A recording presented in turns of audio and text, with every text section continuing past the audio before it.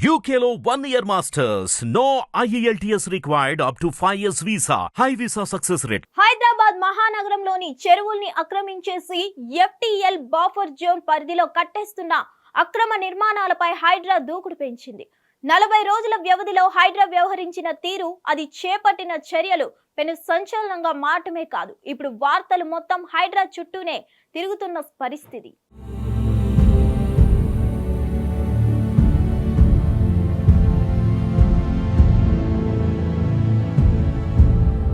తాజాగా తెల్లవారుజామున ప్రముఖ సినీ హీరో అక్కినేని నాగార్జునకు చెందిన ఎన్ కన్వెన్షన్స్ ను కూల్చేయడం అనేది పెను సంచలనంగా మారింది.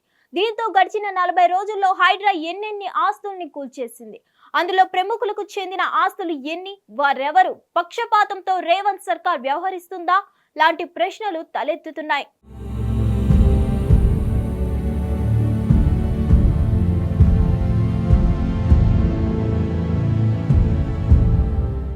ఈ క్రమంలో హైడ్రా ఒక నివేదిక సిద్ధం చేసింది. గడిచిన 40 రోజుల్లో తామేం చేశామన్న వివరాలతో పాటు ఏ ఆస్తులపై చర్యలు తీసుకున్న వివరాల్ని కూడా వెల్లడించింది.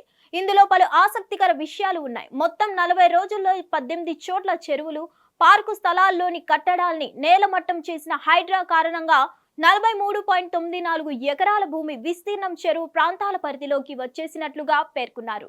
హైడ్రా కూల్చివేతలు చేపట్టిన వారిలో దాదాపు ప్రముఖులే ఉండడం గమనార్హం.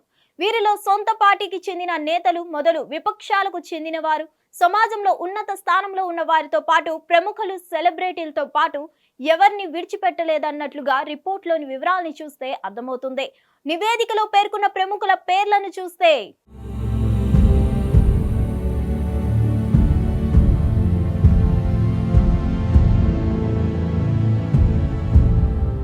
సినీ నటుడు నాగార్జున, మజ్లిస్ ఎమ్మెల్యే మహమ్మద్ ముబీన్, మజ్లిస్ ఎమ్మెల్సీ మీర్జా రహ్మద్ బేగ్, మాజీ కేంద్ర మంత్రి పల్లం రాజు సోదరుడు పల్లం ఆనంద్, మంథని అసెంబ్లీ నియోజకవర్గం నుంచి బీజేపీ తరపు పోటీ చేసిన సునీల్ రెడ్డి, చింతల్ బీజేపీ నేత రత్నాకరం సాయిరాజు, కావేరీ సీట్స్ యజమాని భాస్కర్ రావు, ప్రో కబడ్డీ జట్టు యజమాని శ్రీనివాస్ భార్య అనుపమ 40 రోజుల వ్యవధిలో హైడ్రా కూల్చివేతలు సాగిన ప్రాంతాలని చూస్తే Banjara Hills, Lotus Pond, Mansoorabad, BRK Nagar, Gajula Ramaram, Ameerpet, Madhapur, Gandipet తదితర ప్రాంతాలు ఉన్నాయి.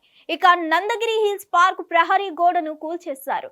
ఈ సందర్భంగా అక్రమాల కూల్చివేతను అడ్డుకునే ప్రయత్నం చేసిన ఖైరతాబాద్ ఎమ్మెల్యే దానం నాగేందర్ పై కేసు నమోదు చేసినట్లు పేర్కొన్నారు. కూల్చివేతలో భాగంగా July 14 film Nagar, JJR Nagar లో 5 ఎకరాల విస్తీర్ణంలో నాలా ఆక్రమించి వేసిన స్లాబ్ తొలగించారు.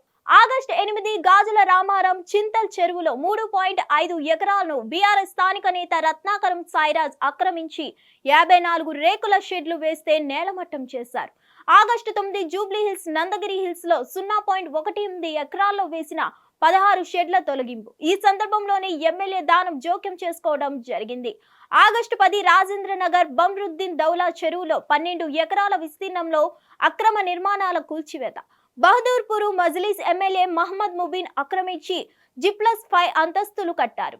ఎమ్మెల్సీ మీర్జా రహ్మద్ బేగ్ G+2 అంతస్తులు భవనం కట్టారు. వీరితో పాటు మరికొన్ని నిర్మాణాలని కూల్చేశారు.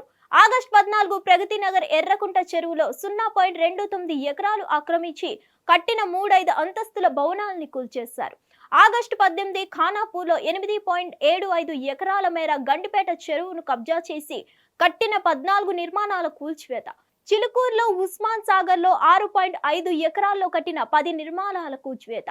గండిపేట చెరువును ఆక్రమించి నిర్మించిన ORO స్పోర్ట్స్ భవనం కాంగ్రెస్ నేత పల్లం రాజు సోదరుడి.